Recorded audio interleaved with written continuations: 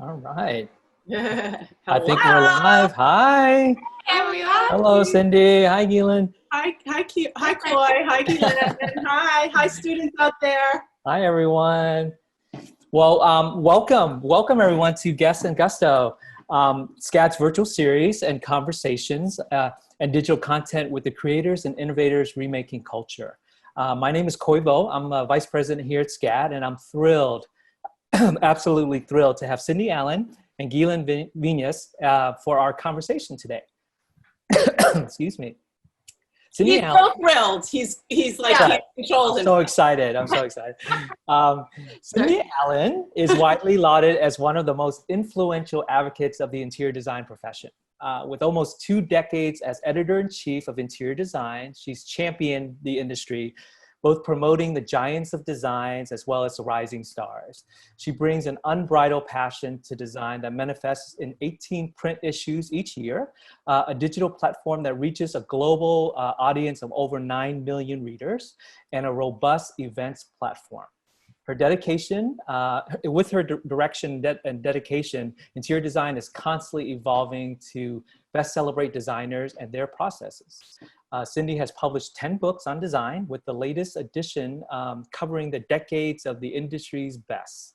An early adopter of alternative platforms to share interior design content, she has also made over 90, that's 90, short documentaries on industry icons, including some of the biggest and best, Kengo Kuma, David Rockwell, India Madhavi, And Paula Wallace.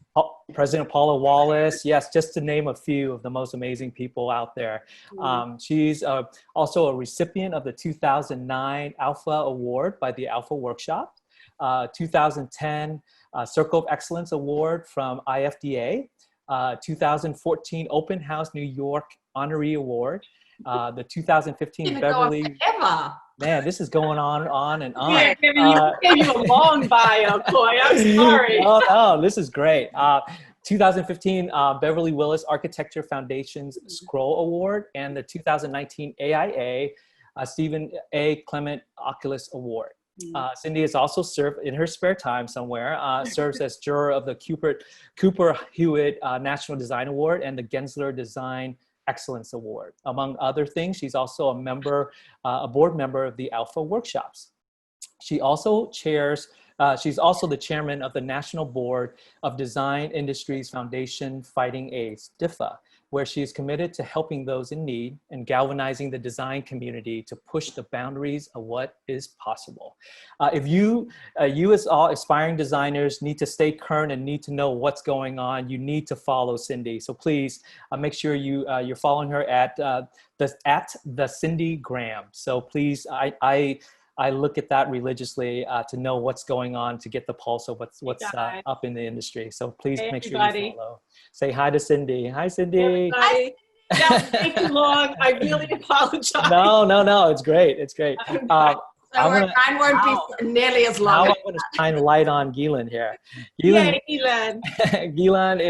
was born in the Netherlands and raised in South Africa. Ghislaine began her design journey studying interior design. After graduating and moving to New York, she launched her career designing commercial spaces and later establishing her firm in 1999 when she was given the commission to do a complete build out of a 9,000 square foot office and art gallery in New York's Chelsea Art District. Since then, the studio has published internationally for dozens of completed projects throughout the US, showcasing residential, commercial, and hospitality spaces. The studio has won numerous awards, not only for... From me. That's right. Not only for its numerous projects, but also for amazing products, including furniture, textile, and wall coverings.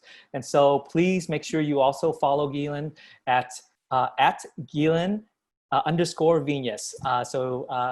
If you have any trouble, the name's on the title of our talk today. And please make sure you guys follow these two amazing women. We're really lucky to be able to have both of you guys here today.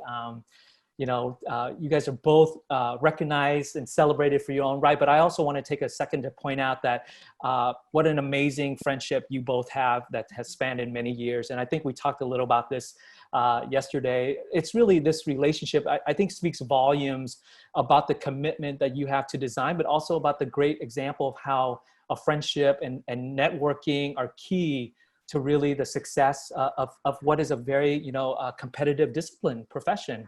And last I'll say is that Cindy and Ghislaine success is due to not only their hard work, but also their passion. And frankly, just to be honest, it's because they're extraordinarily kind and generous people. They're some of my favorite human beings. And so we're just thrilled to have you guys. I'm kind of talking over myself. I'm so excited. I know. And if everyone notices out there, Ghislaine and I did not plan this, and we're both in polka dots. That's right. And both in square necklaces with circles. So there's something in the air. And it's all going out good energy for these students that we were so excited to talk to today. Yeah. Coy, I want to share how I met Cindy because I have had my company for about 20 years. And the first project I did was commercial, and I had somebody shoot it that was like a student. I didn't have very much money. My second project was a residential project. It was a townhouse in New York City, downtown.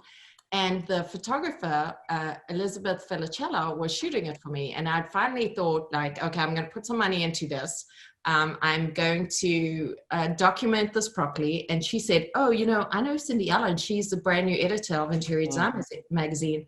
And I was like, yeah, right. Like, this is my second project I've ever done. Cindy shows up. She's so amazing. Like, just goes through the house and I still remember it like it was yesterday. I know, I did too. I know. And then there we go. My work was published. Yeah. I couldn't believe it. And then she told me later, Cindy, you told me like much later, many years later, it wasn't such a great project, but the art was amazing. I said to her, I only said this to her like years later when she could handle it, because the art was unbelievable, so modern. And Ghislaine, you're going to all look her up after. She has an amazing sense of color, and the color was there in little bits in the project. Like, I'm always looking for opportunity and to be able to kind of like mentor talent. And she had great photography. So, sometimes the photography helps make a space a little bit better than it is in person, honestly. And sometimes worse, it all depends. But I saw something in her, and then she just like really kept growing and growing, and she's just like an amazing talent. So I think I was right on that score. Well, I mean, and it goes towards, saying what we were saying earlier, Cindy, that you champion not only the established great firms and design, but you're always looking for the next generation and developing and supporting them. So that's I mean, that's that's really the fun is the find. So if anybody likes to go out on the hunt for shopping, it's like doing that all the time. And you're looking for great talent, and you're looking for people that you can really support and who can develop their careers. I mean, the whole thing is interesting. Like, having the big relationships with kind of the best designers in the world, like Patricia Chiola, Piero, like Kengo Kuma, like those are things that you're really like honored to develop those relationships. But then finding the people nobody knows about, that's, that's the magic. All together makes the magic, That's right. I see the connection now. Yeah. I think if Cindy and I go shopping when we're somewhere, we'll try and find, whenever we want to go shopping too, when we're like in the same town together or the same city, we're never going to the obvious places. We're always trying to find like, can we look in the garage of somebody who has a beautiful store? Can we go and look at their storeroom? Or can we do a gallery visit? Or can we not what's up front? You kind of want to see what's behind there and see something that's a little bit less polished and more authentic. Sure. And I think that's the like looking for that special finds that the regular people don't get to see. And we get Right. tuck behind there and get dusty and dirty is For interesting. sure, for sure. You guys are talent pickers. You guys are pickers. Oh, totally. I see the connection. I know Cindy has a passion for antique shopping, and so now I can see how you love the hunt and where that all comes in. Yeah, it makes a lot Absolutely. of sense. Like when you go see, you'll start to meet manufacturers when you get out of, when you get out of your studies and you start the business. And I know if I go to a big manufacturer, I'll want to see the factory where they're making it, if it's on site, but I'll always want to see the back room where they discontinued some stuff, because there's always a treasure there. Yep, for sure.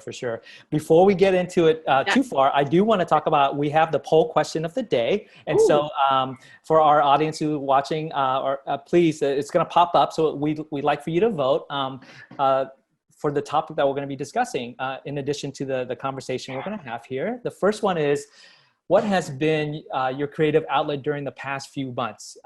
These are obviously questions for Cindy and Ghislaine to think about, and for our audience to vote on. The second one would be, who are upcoming designers to watch? The third one is, where do you draw your inspiration? Oh man, I think we should. Oh my God. These, right? It's going to be a long conversation. There's so many great questions. And then the last one is, what are the next top trends in interior design? So I think these are totally suited for the two amazing people we have here today to answer. So please go ahead and vote, and then I will come back a little bit into the talk, and we'll announce the winner of which question has been selected the most. So you guys go ahead, and I'm gonna click on one, two. I wish I could click on all of them, but all right, so go ahead and vote. So I was just, while everyone's voting, I thought we'd kick it off and just jump right straight into the deep end here and talk about really, sharing the keys to your success for both of you. Obviously you both have risen to the top of your practice, and what are the observations and takeaways that you can share with our audience today about the secret to your success? If Cindy, if you want to start us off, that would be wonderful. Okay, hang on. I'm going to close. Can I close this thing? I'm going to close this thing. Mm-hmm. Okay. I think, yeah. Well, I'm sure we'll talk about it just in general, and just about like trying to find who you are, but feeling good in who you are. Because I think it's hard when you're in school, maybe in a college like SCAD, it's easier because it like allows people to be freer with their own interests. But, I definitely was a gal who was doing a lot of different things. So I had a father who was a math professor, so we had to do really, really good in school. Then my mother was English, so loved English. So, and I was kind of this creative spirit in the middle of all that. And I was allowed to be that person, which was different than my entire family. But I learned work ethic from my father, who was the math guy. And I learned more creativity from my mother. But I do want to share, because I was recently had to do, okay, I'm not Alicia Keys, okay, so let's just put that out there, but I did have to do this virtual commencement speech for the University of Tennessee. And it was really early on, and I'm like, oh my God, I'm going to talk to everybody without seeing them. And I told the story, which I think is really appropriate for whoever's listening in, who may be graduating or is going to be a junior, soon going to be graduating, is that when something like this happens, it allows you to give yourself a different kind of perspective on your life. And my first issue, Ghislaine, do you remember this? My first issue as editor-in-chief. So I became editor-in-chief. It was like such a big deal. And I was working on the first magazine back then. You didn't have a lot of digital stuff, so it really was just the magazine. And we go to press on a September issue, which was always our New York issue. And so we go to press on it, and I had on the cover this, actually color you would really like, Elon, this Kelly green cover, and it had like a desk on it. It was this dance studio in Mark Morrison dance studio in Brooklyn, very cool company. I had these two paper mache heads on the desk, which Elon, you would also really love. I have two of those now. Yeah, something like that. And it said Greater New York. So we sent the issue to press, and then 9/11 happened. Right. So it changed everything for me. And I mean, it changed everything for the world, but it made me really, I grew up. It's like I was going to be this editor-in-chief, and now I was really wanting to represent a community and care for a community. And it was that, you know, that kind of like gravity of what was going on in the world that really changed my life, And I knew that my life would be more about service. And so I think that the designers are already going through problems that they're solving all the time. And so you're already getting a lot of experience being a designer just by going through this, because that is what a designer does, is solve problems at the end of the day. But I would ask you all, as you're going through this, is like, what do you really want? Because this is your time to really dig in deep and try to answer that for yourself, not for your parents or for your friends or anything like that, but try to answer it for yourself. Wow, that was a little very deep for a first question. No, and Cindy, I want to add on to that. It's actually a really pivotal point right now. Anytime there's a massive thing that happens, Yes. it's a chance. You know, it's a chance for this generation to kind of hit the restart button, right? And really define what the new landscape is. So I think that's a really great point. Yeah, it's all about challenges and how we solve problems. That's wonderful. Right. Ghislaine, what about you? How do you feel about? Yeah, well, I think if I had to answer that question, I think I think I had my success early on because I was fairly fearless. I still am. Like, I never look at something that I've never done before and go, I've never done that before. My answer is always, oh my God, I've never done that before. That's awesome. So with anything that I do, I know that I can somehow figure out how to cobble it together. You know, you can,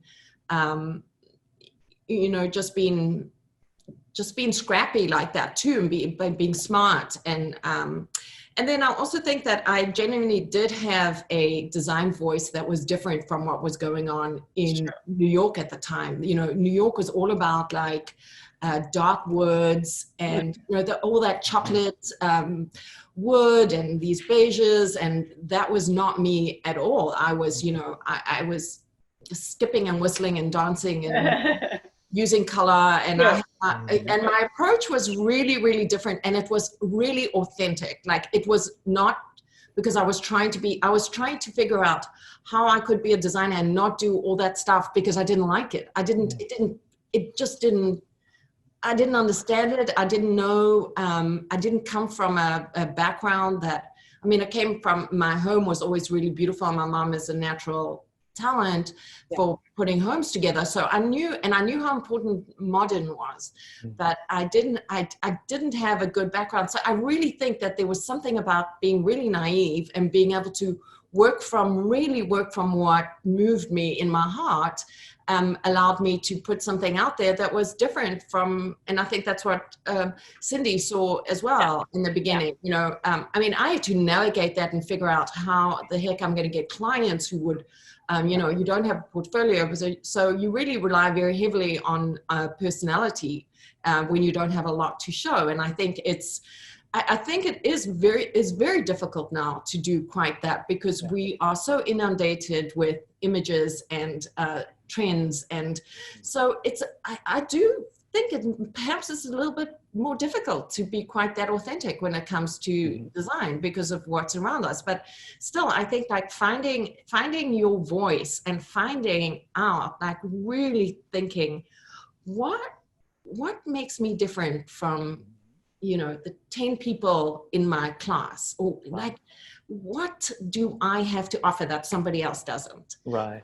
Can you just be truly honest with yourself? Can you be honest enough at this young age to say, I totally suck at this, or I'm really crap at this? Right. But can you say, even if it has nothing to do with design whatsoever, right? If it has if you just know that you can engage people, or that you can bring people together, or that you can lead people, or that, like, dig down deep and figure out who you are and create some structure about who you are. Because, you know, like probably for Cindy and I, we figured that out, like as a elderly woman right now. I think you are so much smarter than you used to be, right? I know so much more about myself. I'm not elderly. What are you? Only you. I'm in my prime, baby. I'm in my prime. No, it's so true. Actually, so for the students out there, Ghislaine and I, the reason why we know Coy is because we went to SCAD to give a talk together, and you know, we all had a great time too. It was like quite a few years ago, but I don't forget when you said that, Ghislaine, it reminded me of, we talked to a group of students and they were asking about their portfolio, and we said, well, what makes you special? And then somebody kind of raised their hand or something and said, well, I really like to draw, but I don't see that in other people's portfolio. And we like jumped on that girl and we were like, yeah, exactly. So that's what you do. Right. Like you never, like, show the talent, show who you are. Right. So true. Yeah. Now, I want to unpack a little bit from what Ghislaine was saying about your work, Ghislaine. You know, when I think of your work, I think of words like sense of play, celebration, right? And a lot of it is very much indicative of how you view the world. How do you end up aligning that with your client's vision, or how do you bring it out of your client to get them to buy into these bold, you know, ideas that you have? Because a lot of the things you're doing is very authentic, one of a kind, unconventional. How do you get clients to be comfortable with that? Well, in truth, you know, my phone is not ringing off the hook with people asking me to design for them. So it is because you draw a smaller very specific clientele. Yeah. Because you've done this, but it's the only way that I can work. I honestly can't do anything else but this. It has to come from that. But then I think that you find clients who align with you, and then I think what happens with me is I have clients that I do so much repeat work for. So, and that's slowly growing. You know, I do have clients that I've done so much work for, and, you know, we sort of speak a interior design language that is truly ours, and you don't have to explain a lot. We just get it. And so that is kind of growing as far as my, also residential work turns to commercial work for those people. So it's a smaller niche clientele that you have, but it's very special, and it's about quality, not quantity.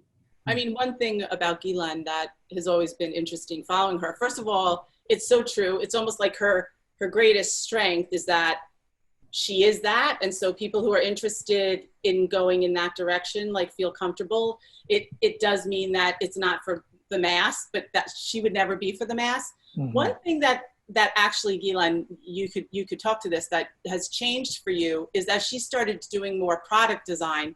Look, I remember having conversations with her about, when you're doing product design, you can go to extremes as long as you also fulfill like a niche that a company needs.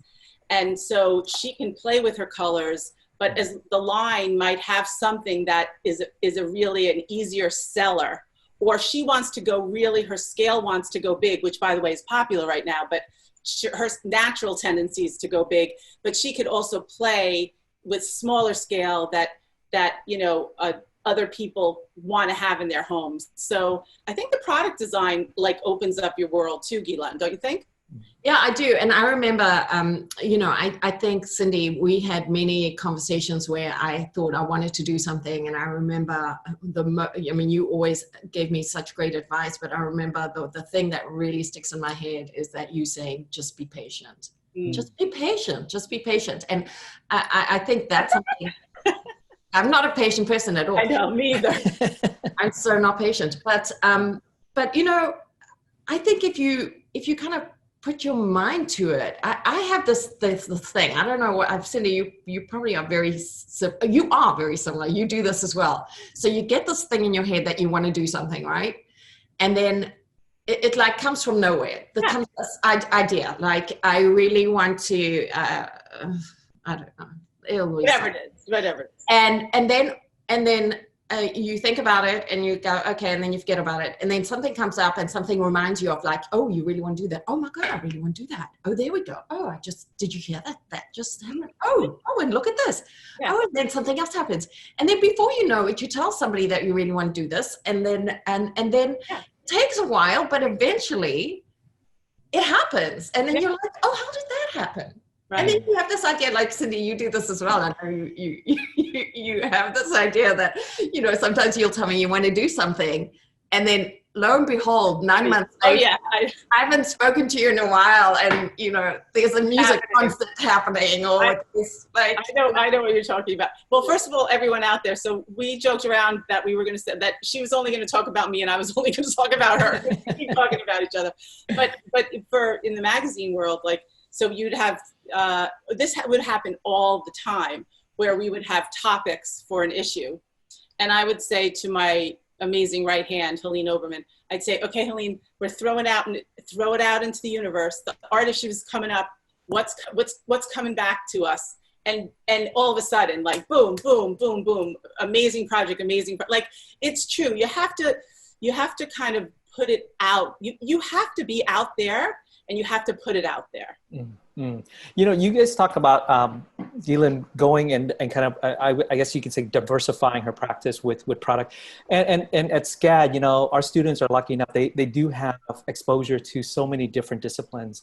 And a lot of our students do minor or double major in furniture design, industrial design. So Cindy, you see this in the industry. How common is it for a designer to go out and branch out like this and do, team up with a furniture company, a carpet manufacturer? Can you talk a little bit about that and how? Yeah, that well, works? I mean, yeah, sure.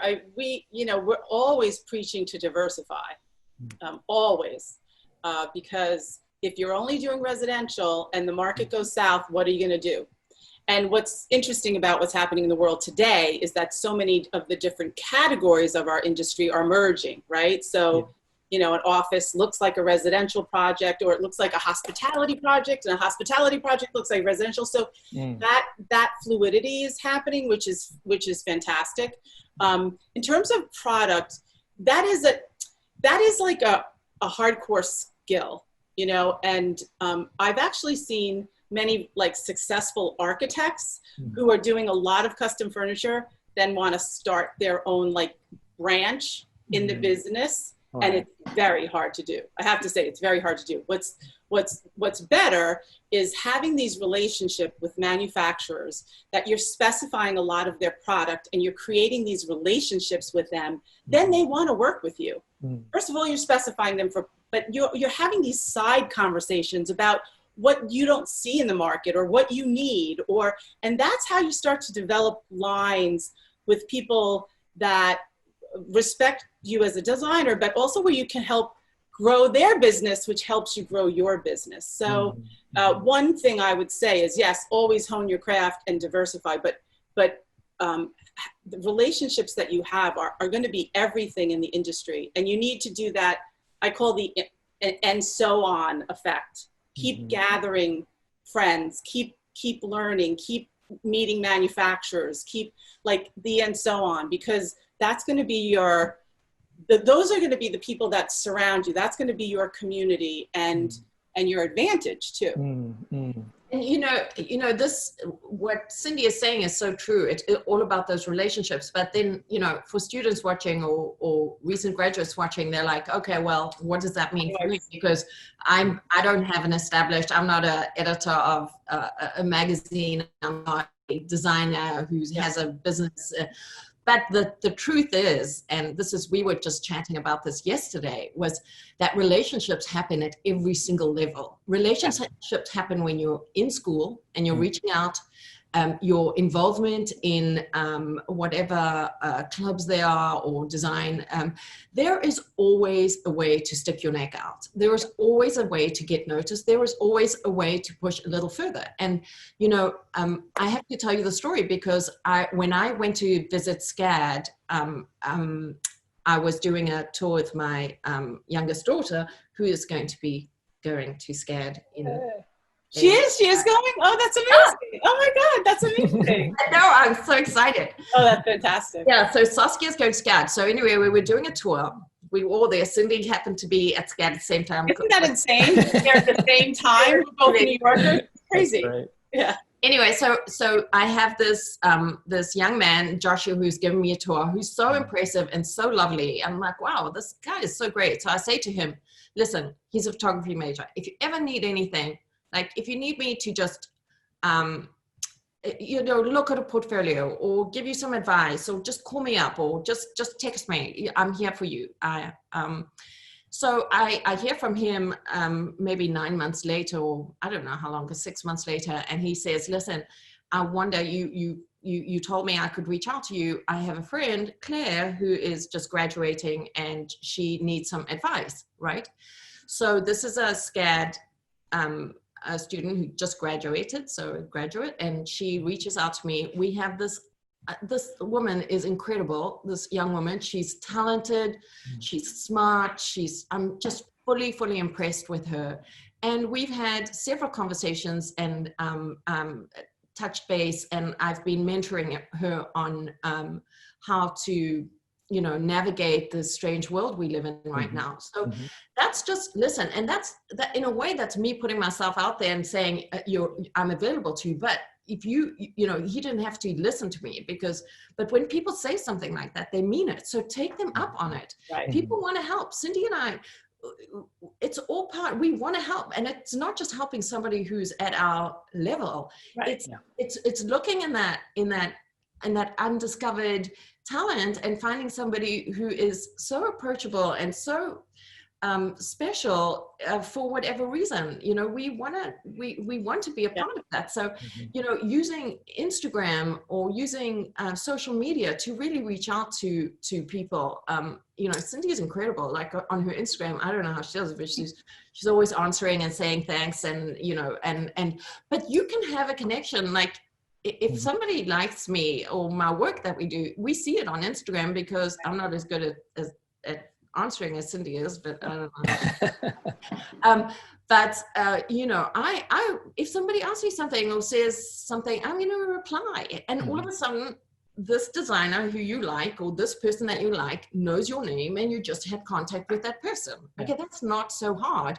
But I think that people don't realize how. Yeah, and Ghislaine, on top of that, also, again, it's a different generation, but something I always talk to students about is like find those mentors, and they could be, some people can be out of your reach, like design superstars that one day you hope to go to the Milan Furniture Fair and meet them. But what I like to say is, like, get their books, read about them, learn about them. Don't just look at one project online and call it a day. Like in the old days, all we had were books and magazines, and the designers, when you fell in love with the designer, you knew everything about the projects that were published. Like you could almost specify the fabric off the sofa. Like that's how intimate it became. So I think you have lots of different ways to connect to people these days, and lots of different levels. But because you have access to everything, it also has a way of being fleeting. So find some people that really get you excited and passionate about your career, and dig in. That's great. And that's a great segue for us to, I want to roll out our winning question for the day, because I think it's really about what you're talking about as well, which is for both of you, who do you see, what are the next trends that are happening within our profession? You know, you're saying dig deeper into what people are working on. Where do you see our profession evolving, and how do you see it evolving to the next level? Well, I mean, I think that's the thing that's happening right now, right? Right now. You know, I'm sure you have a wide variety of different kinds of practices that the designers are studying right now. But like, for instance, health and wellness will be in everything, will be in absolutely everything moving forward, any type of project. And, you know, that kind of feeds into, like, you know, 15 years ago, you bring up healthcare, and it's like a snooze. I hate to say it. Look, it changes people's life. Now people understand how significant it is to feel good when you're in a crisis, when you're in a hospital. I just published an incredible cancer center in New York that looks like a hospitality project by iCrave. Well, it's a few firms, but iCrave did some of the cool stuff that you really want to see. Unbelievable. So health and wellness is really, really big.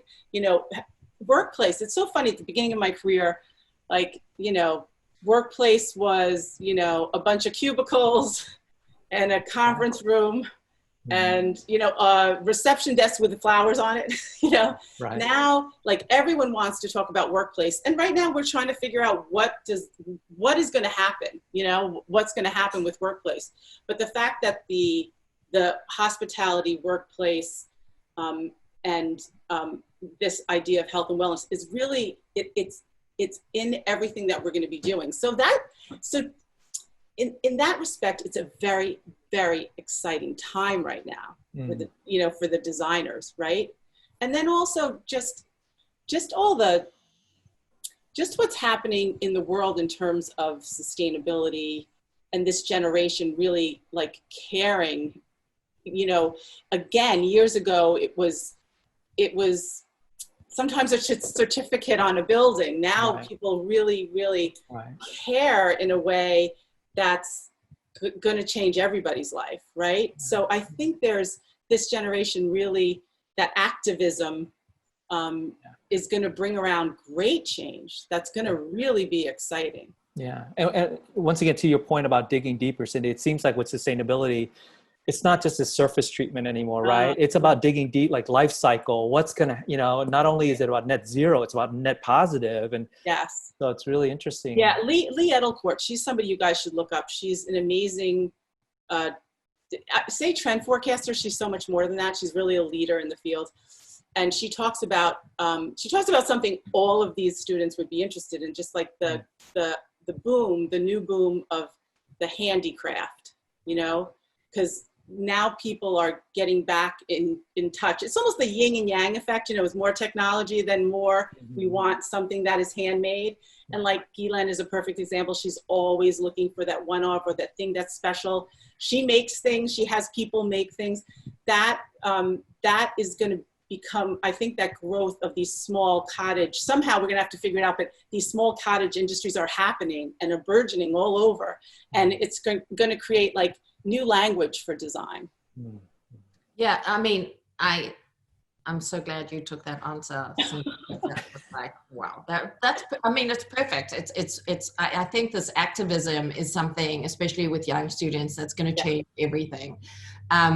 There's also an empowerment of young people right now. They have so much power, and I think our world is going to pivot. The way that we know things, we're all just going to pause and pivot right now. Yeah. And I think it's going to be the technology. There's like this technology that we're working on today, but then also people are also honing in to crafts like we've never seen before. You know, I mean, it almost like the world stopped and everybody was like, oh, right, there's hobbies. This is what people do. And before, people were just too busy to do anything. And you were always wondering if somebody did actually make something. You're like, where on earth do you find the time to do that?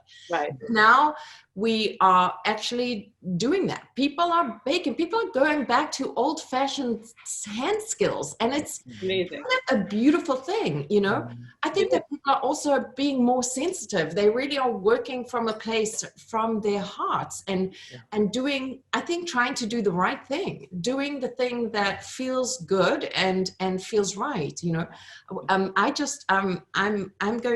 have a woman in my office, a designer who's vegan, and I know she's really interested in just veganism and vegetarianism. And then I saw that there was a vegan design course, and I was like, oh my gosh, this is so interesting. I'm going to do it with her. So we're going to take a vegan design course together just to show that sensitivity towards animals and you know, I think that's so interesting. Yeah. Well, I mean, I make a quick observation. You guys talk about celebration of the hand and the handmade. Cindy, in the back of there, your screen, I believe, if I know correctly, it's kind of, you have to put it together by hand, even if it was cast or even if it was machine made, you know, because of the intricacy. And that's what we really celebrate and what's beautiful about that piece. And Ghislaine, you know, that art piece in the back of on your wall. I mean, obviously it's an original and you know, celebrates. And I think you two definitely gravitate towards that, even the things that you're wearing around your neck, and you know, it's amazing. We were talking about, speaking of handmade, so we were talking about the open studio and how you were looking at work for your clients. Can you talk about that idea again of like going after original pieces and finding artwork that, you know, to share with your clients and share with your audience, and how that process works for you? I think it's one of the most challenging when you're doing residential or commercial work, or, you know, I feel like the project, you can only do so much with furniture and finishes. But I feel like the real soul of any project just really comes through in with the art. You know, it's so I think what we do is so tied into working with artists and finding artists that we love. But I find it very, very difficult particularly on residential projects. It's easier on commercial projects or hospitality projects, but on residential projects, it's very, very hard to align, to also, you know, furniture is one thing, and the vibe and feel of the home is one thing. When it gets to art, you're usually dealing with two people having to select pieces, which is hard enough. And then I have a very strong aesthetic of things that I like, but I also know that when you look at something, it may make you feel great, but another person may just not be feeling the same thing. So art is very, very difficult. I am very lucky to have clients who have incredible collections, who are themselves, established and well-known collectors, and curators. But it's very challenging, and it can make or break a project, and it's a very personal thing as well. So it's tricky for sure. It's one thing I would say, just on sort of the editorial side, is that if you're a student out there who's also a maker and doing things, whether it's on the side or you want it to be part of your practice, the one thing in general that I see when makers come to see me is that they may be making something that they think it's for a residential project, or they're thinking, I'll just say it, the scale is small. And in order to like get it out there in the world in a bigger way, I always say scale it up, because it could be an amazing, let's say, macrame or like hand woven for a lobby of a hotel, you know, like, so sometimes something's an object, right? An object, but you want it to be more of when it becomes an installation, that's when more people get to see it. And when more people get to see it is when you get more work, especially if you're talking about more commercial. Another thing is that if you have a daughter who's a painter, you can use her paintings on. That's pretty good. That's we did do that on the last project. That's wonderful. Good. That's pretty good. That's great. Cindy, you know, in your work, you see so many different designers, right? The established ones, the new. I mean, and you have heavy responsibility. You're kind of burning on your shoulders. It's like, what direction does the profession go? How does that work? And how do you look for direction? How do you move the conversation one way or the other? I mean, I think that our responsibility is to be a mirror of what's going on. So our responsibility is to know what's going on. So we're like this sponge. We are always out in the industry, whatever category, whether it's healthcare, hospitality, residential, like we try to be the experts on it, so that when the needle starts moving one way, we can support that and move the industry along too. So the responsibility, I mean, look, the responsibility is the pleasure, because we feed on, you know, knowledge and design. So I think that's what makes interior design so special, is that we sit in the center of this industry. And so people come to us to share all the time. And, you know, that whether it's making a magazine or doing a big event, it's the biggest pleasure, right? So, and it goes back to this thing about that I really believe in, is this like gathering thing, you know? So I have to gather a lot to even make one issue of a magazine, but I'm constantly, for me, it's kind of the perfect kind of job for me, because I'm really like good at seeing this and like bringing this in. I don't know how to explain it other than that. It's like a puzzle that I'm always like trying to fit together. But I I think the more knowledge you have about anything, this is why I say, like, if you're interested in something, go deep and like learn everything you can, because a new idea comes out of that, you know? And I try to, and one thing that I always say, and I say to my editors too, let's keep something open. Like, let's keep it open in the air till we can't anymore. We have to close it and like move on. So I like to live in the open. Like, I like to live in the world of possibilities and find creative ways to match people up, to match ideas up, to match product with people, to, you know, like that's my passion.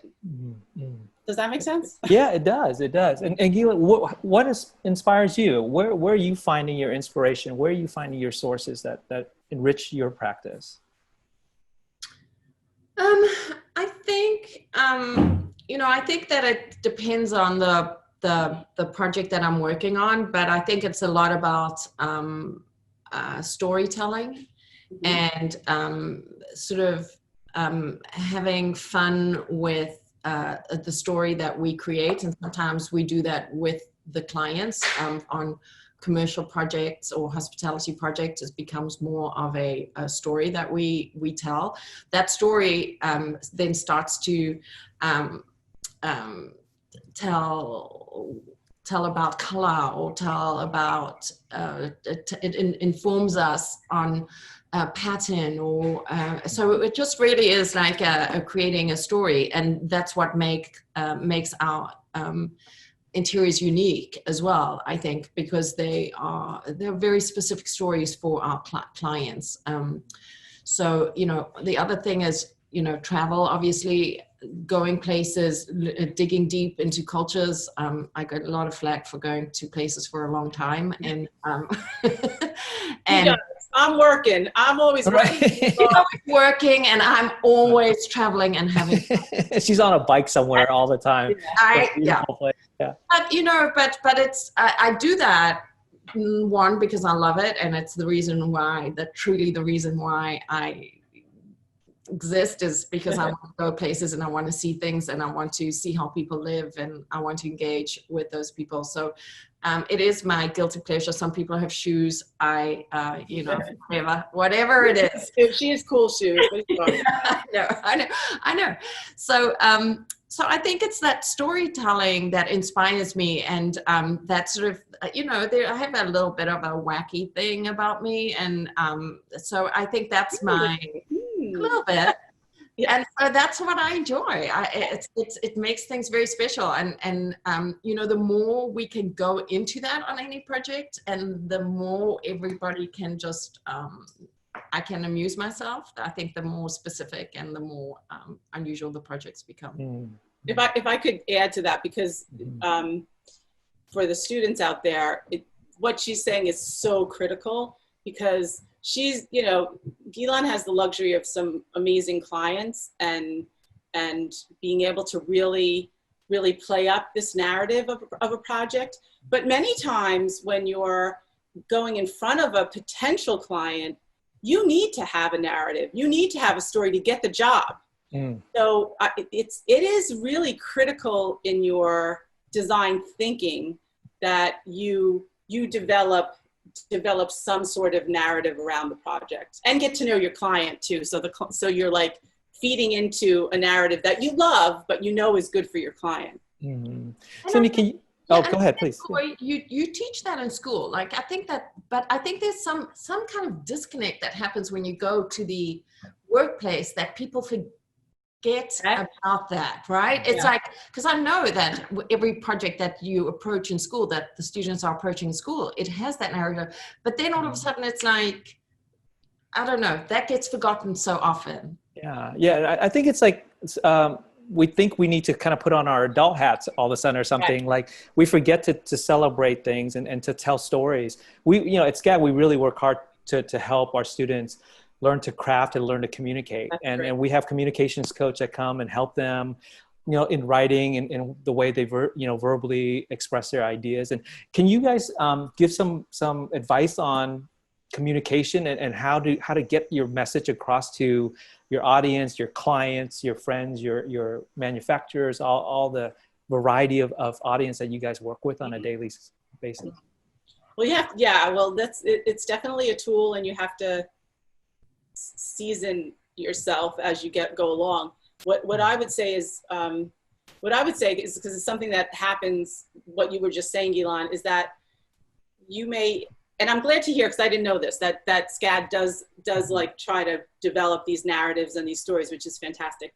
But when you also have to document it. So I can't tell you how many times someone sits in front of me with a project and they say, well, the whole thing was about nature, let's just say, and you cannot see it anywhere. They're like, the reference is in the back and they didn't take the picture of that, whatever it was. Mm-hmm. And I'm like, well, I want to document it as, I see it like a little mini film clip that now the film clip could be online, but in print, it's almost like that too. So who is your audience and how do you kind of document or communicate that depending on who the people are you're talking to? And I think that's the thing. You have to, no matter what I do, I always say, who's the audience? Who's the audience? Who am I talking to? How am I presenting it? Like everything is custom that I do, because invariably whoever I'm like either presenting in front of or talking to a large group, they're all different. So I don't have a stock presentation ever. Right. But who's the audience? Who are you trying to get the job from? Who's the client? Like, how are you going to communicate it and find different ways to do it? Mm-hmm. I've been lucky enough to be at some of the events that you've hosted. And even when you're speaking to hundreds of us, it always feels like there's a direct conversation. And I think that's one of the gifts that you have and both of you, of when you engage with people, you really are focusing on them. And you like you say, you cater the conversation or the matter to that person. And I think that's really effective in the way that you talk about your ideas. So, yeah. Thanks, Coy. Thanks, Coy. I think also it's a way that you, I've been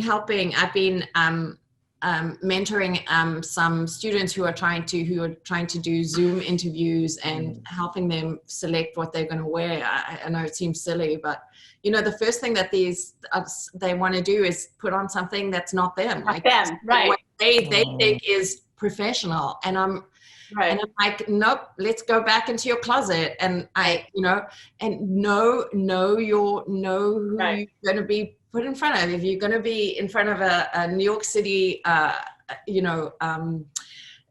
boutique firm or a bigger firm, New York is very Black centric. So wear like something Black, wear something stylized, don't wear something that you're going to throw somebody off because you've decided to, just really get down to who you are and try and, I don't know, you've got to show that you're an individual, but you've got to show that you also have your style has to come through.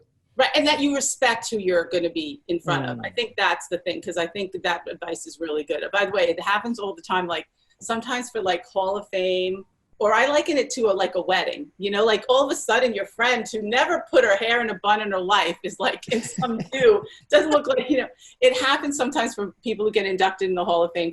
And now I always say, like, even though it's dressy, be you. I don't care what you wear, be you.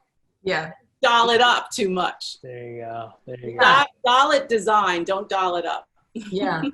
That's great advice. Well, we're coming upon the end of our hour here. I know.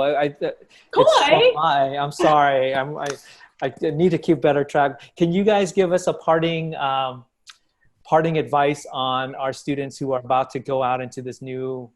I know you've given great advice in the last hour here, but what are the essential things that they need to continue to hold on to? What are the things they need to evolve in order to be successful in our discipline? I mean, one thing that I see that I didn't get to say is that it looks to me like our two generations or three generations, like we're starting to merge a little bit because of the pandemic. So for instance, all of the older folks who've never been really that friendly with technology now are doing all these Zoom things.